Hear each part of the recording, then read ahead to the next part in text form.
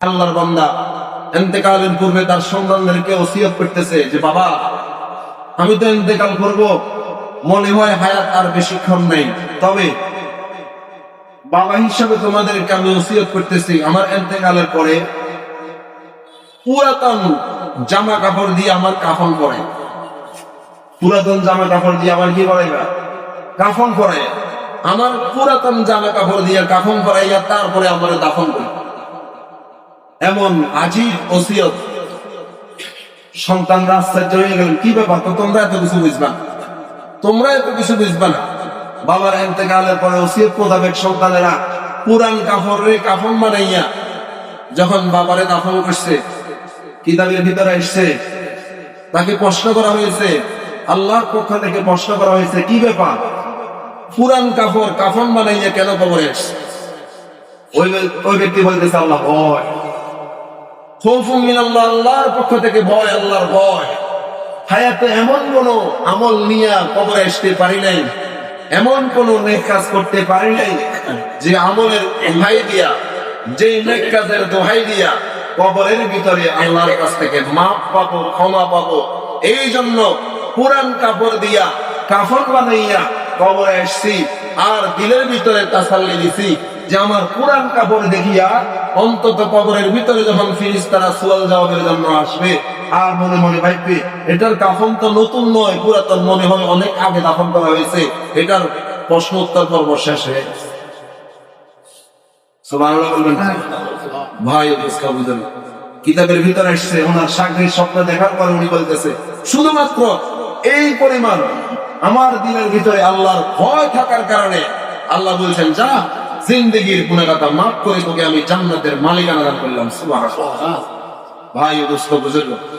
এই জন্য আমাদের স্বভাব নিতে হবে যে আমাদের দিলের ভিতরেও খৌফ খাশিয়া ঢুকাইতে হবে, আল্লাহর ভয় চূড়ান্ত লেভেলে থাকতে হবে, যাতে করে আল্লাহর ভয় থাকার কারণে আমরাও নাফরমানি করতে সাহস পাই না, আমরাও আল্লাহর সীমা লঙ্ঘন করি না, আমরাও হায়াত নষ্ট সীমা লঙ্ঘনের মাধ্যমে, গুনাহগাতার মাধ্যমে, মাসিয়াতের মাধ্যমে হায়াত নষ্ট না করি।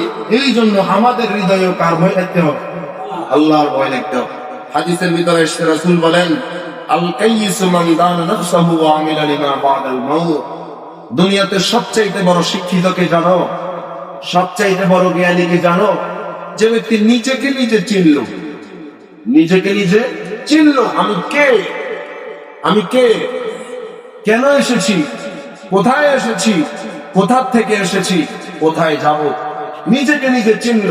ওয়া আমিলা লিমা বাদাল মাউত, আমলের মাধ্যমে মৃত্যুর পরবর্তী অনন্ত জীবনের জন্য পুঁজি অর্জন করল, সেই হলো সবচাইতে জ্ঞানী। আর সবচাইতে অশিক্ষিত আর বোকা আর কপাল পড়ার ক্ষতিগ্রস্ত হলো সে যে হাওয়াহা ইতবা হাওয়াহা, তার নফস যেভাবে বলে সেভাবেই করে, নফস যেভাবে চলতে বলে সেভাবেই চলে। মন বলতেছে চল না একটু খেলাটা দেখি আসি, চলো। মন বলতেছে একটু সিনেমাটা চালা না, চলো। মন বলতেছে চুরিটা কর, কর। অর্থাৎ শয়তান তারে যেভাবে চালায় সে সেভাবেই চলে। মনে রাখতে হবে, দুনিয়ার প্রত্যেকটা মানুষের সাথে যে শয়তান নিয়োজিত, আপনি যদি এমএ পাস হন, আপনার শয়তান কিন্তু ডাবল এমএ পাস। আপনার সাথে নিযুক্ত শয়তান কি? Double MA pass. আপনি যদি ডিগ্রিধারী হন, আপনার শয়তান ডাবল ডিগ্রিধারী। তো কাজেই শয়তানের ধোঁকা, শয়তানের প্ররোচনায় পা দেওয়া যাবে। সর্বক্ষেত্রে দিলের ভিতরে যদি আল্লাহর ভয় থাকে, তাহলেই কেবল শয়তানের ধোঁকা থেকে বাঁচা সম্ভব। ভাই বুঝতে বুঝলো? এই জন্য দুনিয়ার হায়াত, দুনিয়ার সেকেন্ড, হায়াতের প্রত্যেকটা সেকেন্ড, প্রত্যেকটা ঘন্টাকে জিন্দেগির শেষ সেকেন্ড মনে করতে হবে। মনে করতে হবে এটাই আমার হায়াতের শেষ, এটাই আমার হায়াতের শেষ। এভাবেই যদি কয়েক ঘন্টায় হায়াতের হিসাব নিকাশ করি, হায়াত চালাইতে পারি, ইনশাআল্লাহ এই হায়াত অহেতুক কাজে ব্যয় হবে না। এই হায়াত মৃত্যুর পরবর্তী অনন্ত জীবনের পুঁজি